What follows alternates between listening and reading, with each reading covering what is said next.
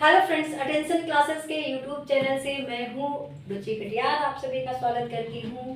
उम्मीद करती हूँ आप सब बहुत अच्छे होंगे और अपनी पढ़ाई को जारी किए हुए होंगे। तो फ्रेंड्स, जो बच्चे जो भाई बहन हमारे घर बैठे यूपीटीटी 2023 और 24 की सीडीपी की तैयारी करना चाहते हैं, वो जुड़ जाए हमारे चैनल से, अटेंशन क्लासेस के चैनल को सब्सक्राइब कर लें, बेल आइकन को प्रेस कर लें। वीडियो अच्छा लगे तो लाइक एंड शेयर कर लें और अपने फ्रेंड्स में भरपूर लोगों तक शेयर करें ताकि उन लोगों की भी तैयारी बेहतर हो सके। तो अगर चैनल को अभी तक सब्सक्राइब नहीं किया है तो सब्सक्राइब कर लें ताकि आप सबको हमारे नेक्स्ट आगे आने वाले वीडियो का नोटिफिकेशन मिलता रहे। तो फ्रेंड्स, चलते हैं आज के क्वेश्चन नंबर फर्स्ट की तरफ और देखते हैं कि क्वेश्चन नंबर फर्स्ट क्या कह रहा है। पढ़ते हैं और देखते हैं फर्स्ट क्वेश्चन क्या कह रहा है। तो क्वेश्चन नंबर फर्स्ट कह रहा है कि सामाजिक प्रत्याशाओं के अनुरूप व्यवहार की योग्यता का अधिगम सामाजिक विकास कहा जाता है। उक्त कथन है ऑप्शन ए हरलाक का, ऑप्शन डी मैकडूगल का, ऑप्शन सी टीपी नन का, ऑप्शन डी रॉस का। ठीक, तो पहले डेफिनेशन को समझते हैं, इसका राइट ऑप्शन बता देते हैं। तो इसका राइट ऑप्शन क्या हो जाएगा? ऑप्शन नंबर ए हरलॉक का। ठीक, इस डेफिनेशन को अगर मैं आसान भाषा में समझाने का प्रयास करूं तो इस डेफिनेशन ये कह रही है कि सामाजिक विकास होता क्या है, सामाजिक विकास कहते किसको हैं।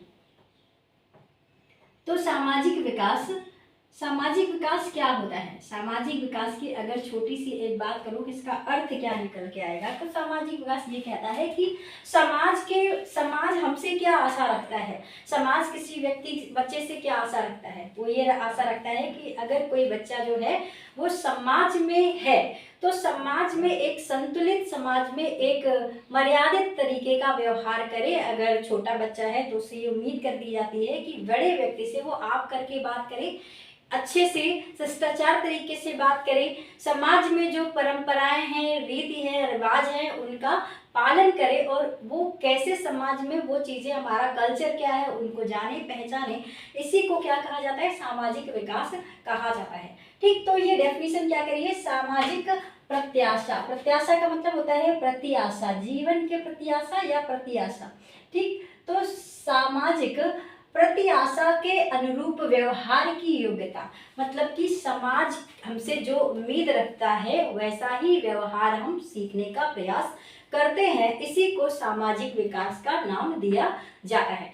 जब बच्चा छोटा होता है तो उसे ये पता नहीं होता है कि हमें कैसे बात करनी है, तो वो क्या करता है, जो समाज में वयस्क व्यक्ति होते हैं वो क्या करता है, उनके जो वो जिस तरीके से बात करते हैं उसी तरीके से वो अपनी बात को कहना सीखता है और समाज में कैसा कल्चर है, कैसे कस्टम्स हैं, किस तरीके से रीति रिवाज हैं, कैसी परंपराएं हैं, वो देखता है, सीखता है। उसी को क्या बोलते हैं? सोशल लर्निंग बोलते हैं। ठीक है, तो ये डेफिनेशन किसने दी है? हरलाक ने दी है। आई होप आपको ये चीज अच्छे से समझ में आ गई होगी।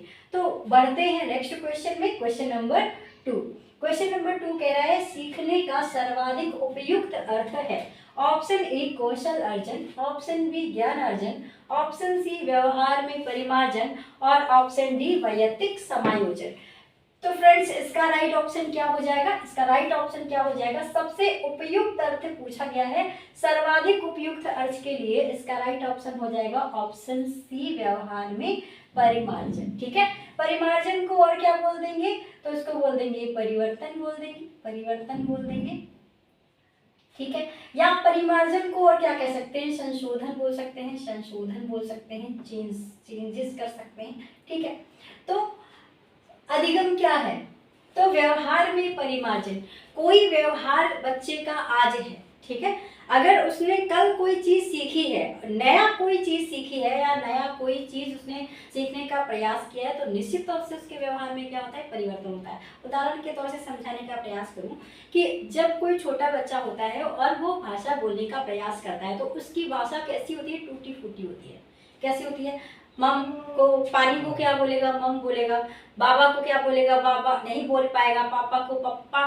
ठीक, तो ये क्या करता है, ये क्या करेगा, इसका व्यवहार कुछ और है। लेकिन जब उसका संज्ञानात्मक विकास अच्छे से हो रहा होता है या फिर वो समाज से अनुकरण के द्वारा चीजों को सीख रहा होता है, तो धीरे धीरे उसके व्यवहार में, वो जब बड़ा हो जाता है, वो जानता है कि मम को कैसे और सही करना है, तो उच्चारण वो धीरे धीरे क्या करता है, सुधारने का प्रयास करता है। सुधारने का मतलब क्या होता है, परिवर्तन करता है। ठीक है, ऐसे ही छोटा बच्चा जब घुटनों के बल चलता है, तो वो जब उसकी हड्डियां बहुत अच्छे से मजबूत नहीं होती हैं, उसकी मांसपेशियां इतनी स्ट्रांग नहीं होती हैं कि वो बिना किसी सहारे के सीधे चलना शुरू करे, तो वो क्या करता है, घुटनों के बल चलता है। लेकिन जैसे जैसे उसका शारीरिक विकास अच्छा हो जाता है, जैसे जैसे उसके शरीर में पौष्टिक तत्वों की अधिकता होती है, वो उसका शारीरिक विकास अच्छा हो रहा होता है या ग्रोथ के पीरियड में चल रहा होता है, तो वो क्या करता है, वो उसका शरीर अच्छे से डेवलप होता है और वो धीरे धीरे घुटनों के बल चलने से लेकर आगे की प्रक्रिया में बढ़ता है और उसके व्यवहार में एक नया परिवर्तन आता है कि अब जो बच्चा घुटनों के बल चल रहा था,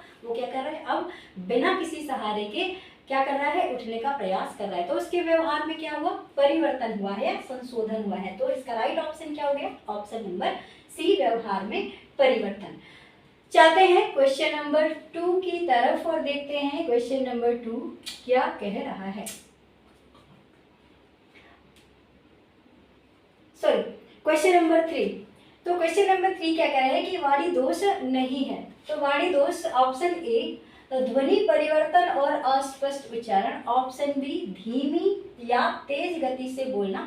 ऑप्शन बी, सॉरी इसमें ऑप्शन थोड़े गलत हो गए हैं, ये ऑप्शन सी है। ऑप्शन सी, हकलाना और तुतलाना। ऑप्शन डी, तीव्र अस्पष्ट वाणी। तो वाणी दोष मतलब क्या है, लैंग्वेज का एक डिसेबिलिटी कौन सी नहीं है, ठीक, बोलने की कौन सी एक दोष नहीं है, तो ध्वनि परिवर्तन में अस्पष्ट उच्चारण ये है, ठीक, धीमी या तेज गति से बोलना, हकलाना और तुतलाना ये है, तीव्र अस्पष्ट वाणी ये है, और कौन सा नहीं है, तो इसका राइट ऑप्शन हो जाएगा ऑप्शन बी, धीमी या तेज गति से बोलना, इसका राइट ऑप्शन हो जाएगा। फ्रेंड्स बढ़ते हैं next question, question number 4। Question number 4 क्या कह रहा है, प्राथमिक स्तर पर मूल्यों की शिक्षा देने की सर्वोत्तम विधि है। ऑप्शन ए, मूल्यों के महत्व को बताना। ऑप्शन बी, मूल्यों के पालन न करने पर दंडित करना। ऑप्शन सी है अध्यापक के व्यवहार के मूल्य स्थापन, अध्यापक के व्यवहार में मूल्य स्थापन। और ऑप्शन डी, उपरोक्त सभी। ठीक, तो प्राथमिक स्तर पर मूल्यों को, किसी बच्चे को मूल्य अगर सिखाने हैं, प्राइमरी लेवल पर बच्चों में वैल्यूज डेवलप करानी है, तो उसके लिए सबसे अच्छी विधि कौन सी मानी जाती है। ठीक है, तो इसका राइट ऑप्शन क्या हो जाएगा, ऑप्शन नंबर सी, अध्यापक के व्यवहार में मूल्य स्थापन। ठीक है, अगर कोई शिक्षक अपने बच्चों में जो कि प्राइमरी क्लास में है, अगर वो अपने बच्चों में वैल्यूज डेवलप करना चाहते हैं, वो अपने बच्चों में अच्छी मूल्यों को विकसित करना चाहते हैं, तो फिर वो क्या करें, उसका एक सबसे अच्छा जो उदाहरण होता है वो क्या है, अपने आप में वो क्या करे, मूल्य अच्छे ले आए। अगर किसी शिक्षक के अंदर अच्छे मूल्य हैं, उसके व्यवहार में वैल्यूज दिखती हैं, वो दूसरों का सम्मान करते हैं। कोई शिक्षक अगर अपने से बड़े शिक्षक का सम्मान करता है, और जब कोई छोटा बच्चा अपने शिक्षक को ऐसा करते हुए देखते हैं, तो वो भी उनके व्यवहार का क्या करते हैं, अनुकरण करते हैं। ठीक है, आप करके बात करना, अगर आप एक शिक्षक हैं और छोटे बच्चे से तू या गलत अपशब्द का प्रयोग करेंगे, तो छोटे बच्चे क्योंकि जल्दी से अनुकरण करते हैं, तो वो आपकी सही और गलत हर चीज का क्या करते हैं, अनुकरण करते हैं। तो इसीलिए कहा जाता है शिक्षक को बच्चों के सामने कभी भी ऐसे किसी भी गलत शब्द का प्रयोग नहीं करना चाहिए, जिससे कि बच्चे गलत भाषा को सीखें। ठीक, तो उसका एक अच्छा एग्जाम्पल यही है कि अध्यापक अपने व्यवहार में मूल्य को स्थापित करे, जिससे देखकर बच्चे अपने व्यवहार में शिक्षक के व्यवहार का अनुकरण करके अपने व्यवहार में मूल्यों का स्थापन कर लेंगे। ठीक, तो इसका राइट ऑप्शन क्या हो जाएगा। और नेक्स्ट अगर बात करें इसमें और क्या है, तो मूल्य स्थापित करने के लिए बच्चे को बताया जाना चाहिए कि मूल्य है क्या। ठीक है, तो मूल्यों के महत्व को बताना भी आप कह सकते हैं कि मूल्य तुम्हारे लिए क्यों जरूरी है, तो मूल्यों को, महत्व को बता सकते हैं शिक्षक कि मूल्य होते क्या हैं। ठीक है, कौन कौन से मूल्य हैं जो जीवन जीने के लिए जरूरी हैं। तो वैल्यूज तुम्हारे लिए क्यों इम्पोर्टेंट हैं, ठीक है, उनके गुण क्या हैं, तो उनकी क्वालिटीज बता सकते हैं, ठीक है। शिक्षक को उनकी क्वालिटी बताई जानी चाहिए कि मूल्य क्या है, कौन कौन से उनके गुण होते हैं। तुम्हारे अंदर अगर किसी बच्चे के अंदर मूल्य विकसित हो जाएंगे तो उसमें क्या क्या परिवर्तन आएंगे, ये बहुत सारी चीज़ों को बताकर शिक्षक बच्चों में अच्छे मूल्यों का विकास कर सकते हैं। तो आई होप आपको ये चीज़ बहुत अच्छे से समझ में आई होगी। चलते हैं नेक्स्ट क्वेश्चन पे, क्वेश्चन नंबर 5। तो क्वेश्चन नंबर 5 कह रहा है कि मूल्यों के वर्गीकरण में कौन सा वर्गीकरण सम्मिलित नहीं है। ऑप्शन ए आध्यात्मिक मूल्य, ऑप्शन बी येन केन प्रकारेण धनार्जन का मूल्य, ऑप्शन सी नैतिक मूल्य और ऑप्शन डी सांस्कृतिक मूल्य, ठीक है। तो कौन सा इसका वर्गीकरण में शामिल नहीं है, तो इसका राइट ऑप्शन हो जाएगा ऑप्शन बी येन केन प्रकारेण धनार्जन का मूल्य, ठीक है।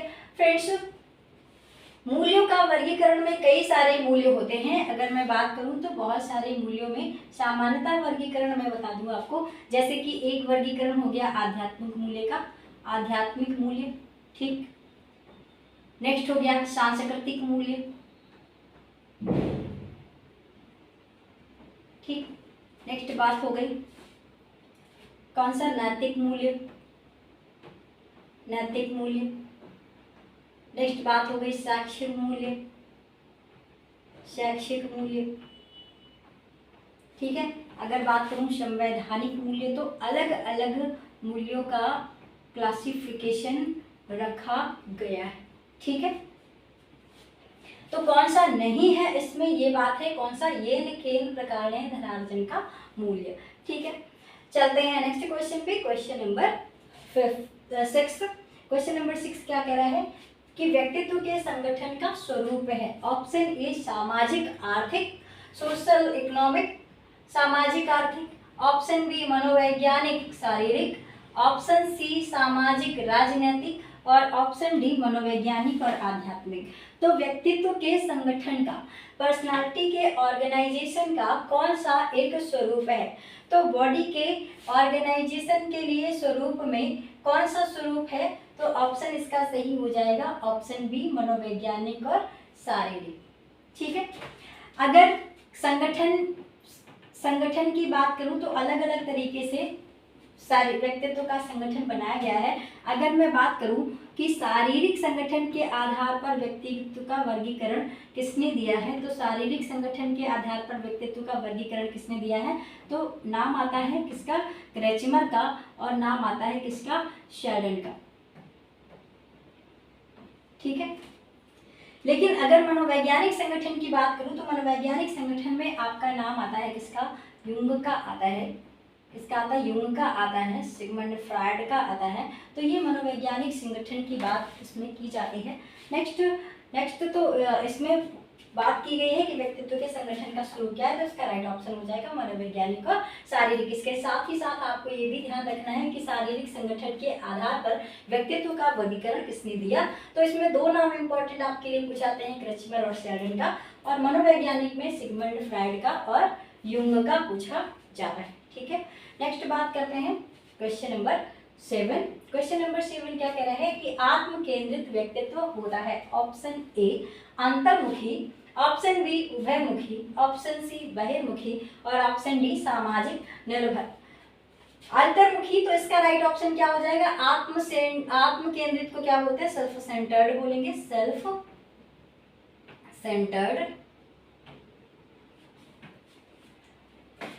सेंटर्ड व्यक्तित्व होता है कैसा, तो इसको क्या बोलेंगे, इंट्रोवर्ट बोलेंगे, इसको क्या बोलेंगे, एम्बीवर्ट बोलेंगे,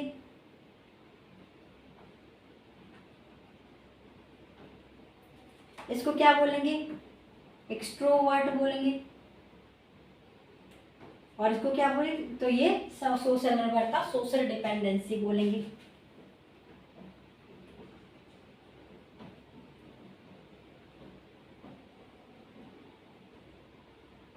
सोशल डिपेंडेंसी, ठीक है। तो आत्म केंद्रित का मतलब क्या है, जो अपने आप में ही केंद्रित रहें, जो अपने ही विचारों पर केंद्रित रहें, अपने ही दुनिया में मगन रहें, ठीक। ज्यादा लोगों से बात ना करें, संकोची प्रवृत्ति के हों, ज्यादा दोस्त ना बनाएं, अपनी ही दुनिया में मगन रहें, ज्यादा विचारशील हों, ज्यादा किसी से बाहरी दुनिया से मतलब नहीं, फ्रेंड्स सर्कल नहीं, कुछ भी नहीं। तो ये विशेषता किसकी होती है? तो ये विशेषता किसकी होती है? अंतर्मुखी व्यक्तित्व की होती है। अंतर्मुखी गलत लिख गया है यहाँ की, ये ठीक है, अब सही हो गया। ठीक है, ये व्यक्तित्व का वर्गीकरण किसने दिया है? तो अंतर्मुखी, बहिर्मुखी, उभयमुखी व्यक्तित्व का वर्गीकरण किसने दिया है? युंग ने दिया है। युंग ने दिया है। युंग ने व्यक्तित्व का वर्गीकरण अंतर्मुखी, बहिर्मुखी और उभयमुखी 3 तरीके से दिया है। अंतर्मुखी, बहिर्मुखी और उभयमुखी। ठीक, थोड़ा सा इनके बारे में जान लेते हैं कि अंतर्मुखी क्या होते हैं। अंतर्मुखी, जैसा कि मैंने अभी बताया कि अंतर्मुखी व्यक्तित्व के जो बालक होते हैं, जो भी व्यक्तित्व होते हैं, उनमें क्या होता है कि संकोच की भावना पाई जाती है। वो अपने विचारों का जल्दी से दूसरों का साझा नहीं कर पाते हैं। इनके फ्रेंड्स बहुत कम होते हैं। ये ज़्यादा बात नहीं करते, इसलिए ज़्यादा सोचते हैं, या ये कहें कि लगातार चिंतनशील प्रक्रिया में रहते हैं। लगातार इनके मन में कुछ चलता रहता है। इनके लिए ये बोलेंगे कि एक बात बोली जाती है कि कैसे बोलते हैं इनको, ये कैसे होते हैं कि जो साइलेंट होते हैं वो कभी भी ब्लास्ट कर सकते हैं। ठीक है, जैसे कहते हैं ना कि जो बम होते हैं, तो जो सुसुप्त होते हैं, जो शांत रहते हैं, वो कभी भी अचानक से विस्फोट कर जाते हैं। इनमें ये होता है कि ये जब बोलेंगे नहीं, बोलेंगे तो बहुत ज़्यादा भड़ास निकालेंगे। ठीक, तो इनकी एक विशेषता होती है, शिक्षा के दृष्टिकोण से देखे जाए तो ये क्या व्यवसाय चुन सकते हैं? तो ये वैज्ञानिक बन सकते हैं। ये क्या बन पाएंगे? वैज्ञानिक बन सकते हैं। ठीक है, ये क्या बन पाएंगे? दार्शनिक बहुत अच्छे बन पाएंगे। ये इनका अगर ये क्या चुने, दार्शनिक बहुत अच्छे बन पाएंगे। ठीक, क्योंकि अंतर्मुखी व्यक्तित्व के होते हैं। ठीक, अगर बात करें बहिर्मुखी व्यक्तित्व की, तो बहिर्मुखी व्यक्तित्व इसका जस्ट अपोजिट, मतलब क्या कि ये ज़्यादा बात करते हैं, अपनी बातों का साझा लोगों से जल्दी कर लेते हैं, अपने मन की बात ये दूसरों तक शेयर कर लेते हैं, ज़्यादा बाहरी दुनिया से ज़्यादा जुड़ते हैं, तो अपने सोचने का ज़्यादा टाइम इनके पास होता नहीं है, इसलिए ये अच्छे वक्ता बनते हैं। तो अगर इनकी बात करें तो ये क्या बन सकते हैं? अच्छे वक्ता होते हैं। ठीक है, क्या हो जाएंगे? अच्छे वक्ता ये बन सकते हैं। क्या बन पाएंगे? अच्छे वक्ता बन सकते हैं। ठीक है, बहिर्मुखी हो सकते हैं, इसलिए ये अच्छे नेता, राजनेता बन सकते हैं, अच्छे राजनेता बन सकते हैं। ठीक है, ये अच्छे सामाजिक कार्यकर्ता बन सकते हैं। ठीक, ये अच्छे सामाजिक कार्यकर्ता बन सकते हैं। ठीक है, ये तो इनकी हो गई क्या ये व्यवसाय चुन सकते हैं। अब बात करते हैं उभयमुखी। तो उभयमुखी एक ऐसी पर्सनालिटी है जो ऐसे व्यक्ति जिनके अंदर ये दोनों पर्सनालिटी मिक्स्ड रूप से पाई जाती हैं, ये अकॉर्डिंग टू सिचुएशन अपनी पर्सनालिटी को चेंज कर लेते हैं। ऐसे व्यक्ति को क्या कहा जाता है? उभयमुखी पर्सनालिटी को कहा जाता है। आपने कभी देखा होगा कि एक अच्छा डॉक्टर कभी कभी लेखक भी होता है। ठीक है, तो लेखक भी, हाँ, इसके अगर बात करें तो लेखक भी किस में आ जाएंगे? अंतर्मुखी व्यक्तित्व में आ जाएंगे, क्योंकि ये लिखते हैं। ठीक है, तो आपने कभी कभी देखा है कि जो कोई एक अच्छा मिनिस्टर है तो वो किताबें भी लिखते हैं। तो लेखन जो है वो एक अलग पर्सनालिटी है, अकॉर्डिंग टू सिचुएशन अपनी पर्सनालिटी को चेंज, कब कहाँ पर कैसा व्यवहार करना है इन्हें अच्छे से पता होता है, इसलिए ऐसी पर्सनालिटी के लोगों को क्या बोलते हैं? उभयमुखी व्यक्तित्व के लोग बोलते हैं। और ये क्लासिफिकेशन किसने दिया था? युंग ने दिया था। तो फ्रेंड्स, इसके अलावा आपको ये भी चीज़ें ध्यान रखनी है। तो आई होप आपको ये चीज़ बहुत अच्छे से समझ में आई होगी। और चलते हैं नेक्स्ट क्वेश्चन पे, क्वेश्चन नंबर 8। क्वेश्चन नंबर 8 कह रहा है कि अपने ऊर्जा बल को बाहर की ओर अभिव्यक्त करने वाले व्यक्तित्व का प्रकार होता है। ऑप्शन ए ज्ञानात्मक व्यक्तित्व, ऑप्शन बी कलात्मक व्यक्तित्व, ऑप्शन सी बहिर्मुखी व्यक्तित्व और ऑप्शन डी धार्मिक व्यक्तित्व। तो इसका राइट ऑप्शन क्या हो जाएगा? इससे पहले इससे पहले का क्वेश्चन मैंने कराया है वो इसी से ठीक मिलता जुलता था। तो इसका राइट ऑप्शन क्या हो जाएगा? बहिर्मुखी व्यक्तित्व। बहिर्मुखी को क्या बोलते हैं? एक्सट्रोवर्ट बोलते हैं, एक्सट्रोवर्ट बोलते हैं, एक्सट्रोवर्ट बोलते हैं। ठीक है, एक्सट्रोवर्ट। ठीक है, ऊर्जा बल, तो इसके बारे में जान लेते हैं कि ये ऊर्जा है क्या। ये लिबिडो शब्द किया किसने, तो ये जो लिबिडो शब्द है ये किसने दिया है, ये क्वेश्चन पूछा जाता है कि ये लिबिडो जो शब्द है वो किसने दिया है।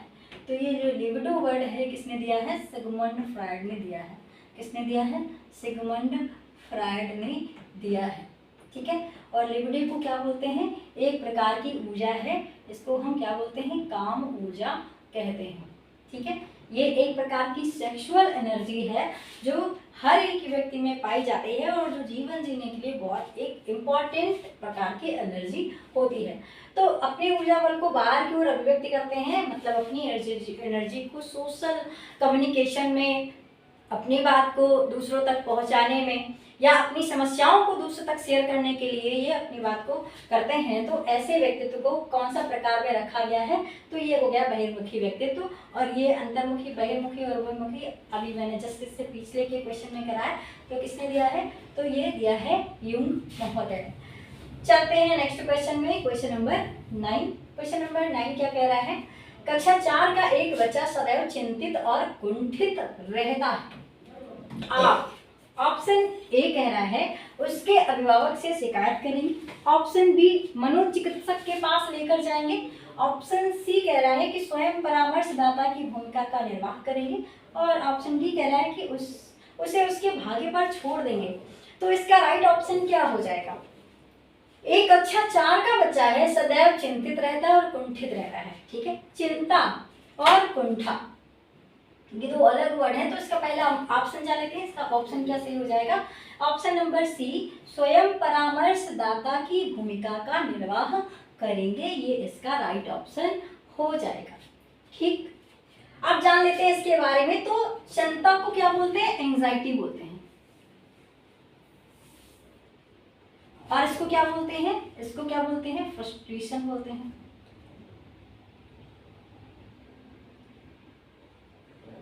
ठीक है, ये क्या है, फ्रस्ट्रेशन, या इसको हम क्या बोलते हैं, इसको क्या बोलते हैं, भग्नाशा। मनोविज्ञान की भाषा में अगर बात करें तो इसको क्या बोलेंगे, भग्नाशा बोलेंगे।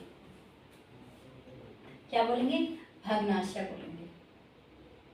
ठीक है, कोई एक कक्षा 4 का बच्चा है, तो चिंता और अवसाद में अंतर क्या है, या भग्नाशा में अंतर क्या है। तो चिंता क्या है कि अगर किसी एक बच्चे के एग्जामिनेशन में मार्क कम आ गए, ठीक है, तो उसे थोड़ी चिंता है, लेकिन फिर क्या हुआ कि लगातार ये प्रक्रिया क्या हो गई है, कंटिन्यूअस हो गई। जब जितनी बार उसने एग्जाम दिया उतनी बार उसके मार्क्स कम आ रहे, जितनी बार उसने एग्जाम दिया उतनी बार उसके मार्क्स कम आ गए।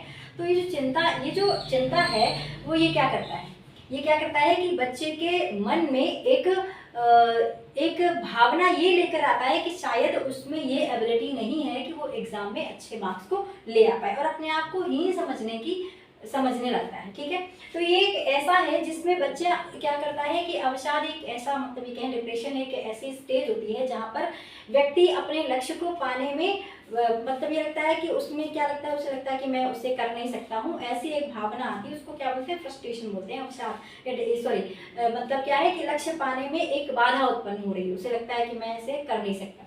ठीक, ऐसी सिचुएशन जब आती है तो बच्चे क्या है, और यही बात पूछी गई, कक्षा 4 का एक बच्चा सदैव चिंतित रहता है और उसे कुंठा हो गई है। ठीक है, तो वो एक शिक्षक होने के नाते आप उसके साथ कैसा व्यवहार करेंगे, क्या करेंगे, क्या उसका अभिभावक से शिकायत करेंगे, उसके पेरेंट्स के पास जाएंगे और आप कहेंगे कि आपका बच्चा ऐसे ऐसे दिखा रहा है, या फिर मनोचिकित्सक के पास उसको लेकर जाएंगे, या फिर ऑप्शन सी है स्वयं परामर्शदाता की भूमिका का निर्वाह करेंगे, ऑप्शन डी है उसके भाग्य पर छोड़ देंगे। तो एक अच्छा टीचर क्या करेगा, अच्छा टीचर क्या करेगा, तो उसका राइट ऑप्शन क्या है, स्वयं परामर्शदाता की भूमिका रोल प्ले करेंगे, उसको उसके पास बुलाएंगे, अपने पास बुलाएंगे और उससे पूछेंगे कि बेटा प्रॉब्लम क्या है, क्या तुम्हें कौन सा टॉपिक समझ नहीं आ रहा। अगर उसकी शिक्षा से जुड़ी हुई कोई चीज़ है, उसके सिलेबस से जुड़ी हुई चीज़ है, तो आप एज ए शिक्षक होने के नाते, एक काउंसलर होने के नाते आप उस समय उसके साथ एक एज ए काउंसलर की तरह बिहेव करेंगे, उससे पूछेंगे कि बेटा प्रॉब्लम क्या है। अगर उसके फिजिकल हेल्थ का इश्यू है तो उससे पूछेंगे तो वो बताएगा, आपसे बहुत अच्छे से बात करेंगे तो वो बताएगा कि मुझे ये प्रॉब्लम है। किसी भी तरीके की कोई प्रॉब्लम है, फैमिली की प्रॉब्लम हो सकती है, या क्लास में जो स्टूडेंट्स है उसका बिहेवियर उसके चिंता का कारण हो सकता है। बहुत सारे रीजन हैं जिसकी वजह से वो कुंठा या चिंता के शिकार में है। तो इसके लिए एक शिक्षक को परामर्शदाता की भूमिका का निर्वाह करना चाहिए। तो चलते हैं फ्रेंड्स नेक्स्ट क्वेश्चन पे, क्वेश्चन नंबर 10। क्वेश्चन नंबर 10 क्या कह रहा है कि भाषा विकास का सिद्धांत कौन सा नहीं है? ऑप्शन ए अनुबंधन का सिद्धांत, ऑप्शन बी अनुकरण का सिद्धांत, ऑप्शन सी अतिरिक्त शक्ति का सिद्धांत, ऑप्शन डी परिपक्वता का सिद्धांत। ठीक है, तो इसका राइट ऑप्शन क्या हो जाएगा? भाषा विकास में कौन सा सिद्धांत नहीं है पूछा गया है, तो इसका राइट ऑप्शन हो जाएगा ऑप्शन सी अतिरिक्त शक्ति का सिद्धांत। ठीक है, भाषा विकास के सिद्धांत पर अनुबंधन का सिद्धांत काम करता है, अनुकरण का सिद्धांत काम करता है, परिपक्वता का सिद्धांत काम करता है। अनुबंधन का सिद्धांत क्या करता है कि भाषा जो है वो कंडीशन शर्त के आधार पर लगती है, और ये बीएफ स्किनर की बात करते हैं। ये किसकी बात करते हैं? स्किनर की बात करते हैं, बीएफ स्किनर की बात करते हैं, बीएफ स्किनर की बात करते हैं। अनुकरण का सिद्धांत करें तो एल्बर्ट बंडूरा की बात करते हैं, बंडूरा की बात करते हैं। और परिपक्वता की बात करते हैं तो मैच्योरिटी ये बात करती है क्या कि बच्चा जैसे जैसे संज्ञानात्मक परिपक्व होता जाता है उसके भाषा और ज़्यादा शुद्ध होती जाती है, या लैंग्वेज डेवलपमेंट उसका और भी बेहतर होता जाता है, क्योंकि लैंग्वेज पार्ट ही है कॉग्निटिव डेवलपमेंट का। कॉग्निटिव डेवलपमेंट में अगर पूछा जाए कि संज्ञानात्मक विकास के कौन कौन से, संज्ञानात्मक विकास में क्या क्या चीज़ें आती हैं, संज्ञानात्मक विकास के पक्ष क्या क्या हैं, तो संज्ञानात्मक विकास के पक्ष में बहुत सारी चीज़ें आती हैं। जैसे मैं बात करूं किसकी, जैसे मैं बात करूं किसकी, तर्क की, मैं बात करूं विश्लेषण की, मैं बात करूं मूल्यांकन की, ठीक है, मैं बात करूं संश्लेषण की,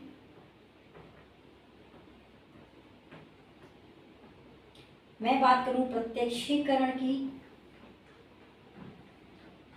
मैं बात करूं भाषा की, ये सारी चीज़ें किसके पक्ष हैं? तो संज्ञानात्मक विकास के पक्ष के अंतर्गत चीज़ें आती हैं। ठीक है, तो इसका राइट ऑप्शन क्या हो जाएगा? अतिरिक्त शक्ति का सिद्धांत। भाषा को सीखने के लिए, लैंग्वेज के डेवलपमेंट के लिए कोई भी एक्स्ट्रा आपको पावर खर्च नहीं करनी होती है, कुछ भी नहीं। किसी भी बच्चे को कोई भी एक्स्ट्रा अपने शरीर की एनर्जी वेस्ट करनी नहीं होती है। आप किसी भी इन्वायरमेंट में किसी भी बच्चे को, आप अगर किसी बच्चे को फ्रेंच सिखाना चाहते हैं तो आप बस केवल इतना करना है कि ऐसे इन्वायरमेंट में उसको रखना है जहाँ बच्चे फ्रेंच बोलते हैं। ठीक, धीरे धीरे जब वो कम्युनिकेशन करेगा तो अपने आप धीरे धीरे वो क्या है, अनुकरण के थ्रू या अनुबंधन के थ्रू या मैच्योरिटी के थ्रू क्या हो जाएगी, लैंग्वेज उसकी अच्छी डेवलप हो जाएगी। उसमें कोई भी एक्स्ट्रा एनर्जी खर्च नहीं करनी पड़ती है किसी भी बच्चे को लैंग्वेज डेवलपमेंट में। तो फ्रेंड्स, ये थे आज के 10 महत्वपूर्ण क्वेश्चन। आई होप आपको ये क्वेश्चन बहुत अच्छे से समझ में आए होंगे। उम्मीद करती हूँ कि ये वीडियो आपको अच्छा लगे और आगे और अच्छे से आपके तैयारी को बेहतर बनाने के लिए अच्छे प्रश्न, महत्वपूर्ण क्वेश्चंस को इनमें शामिल करने की कोशिश की जा रही है। आगे आने वाले समय में टॉपिक के साथ क्वेश्चंस कराने का प्रयास किया जाएगा, जिसमें पहले आपका टॉपिक डिस्कशन होगा, उसके बाद में जो क्वेश्चन उस टॉपिक से बन सकते हैं या एग्जाम में आने की जो संभावना हो सकती है, उन सारे क्वेश्चन को कराने का प्रयास किया जाएगा। ठीक है, तो फ्रेंड्स मिलते हैं आपको नेक्स्ट वीडियो में। और वीडियो अगर अच्छा लगा हो तो लाइक करें, शेयर करें, सब्सक्राइब करें। मिलते हैं। Thank you, bye bye and take care.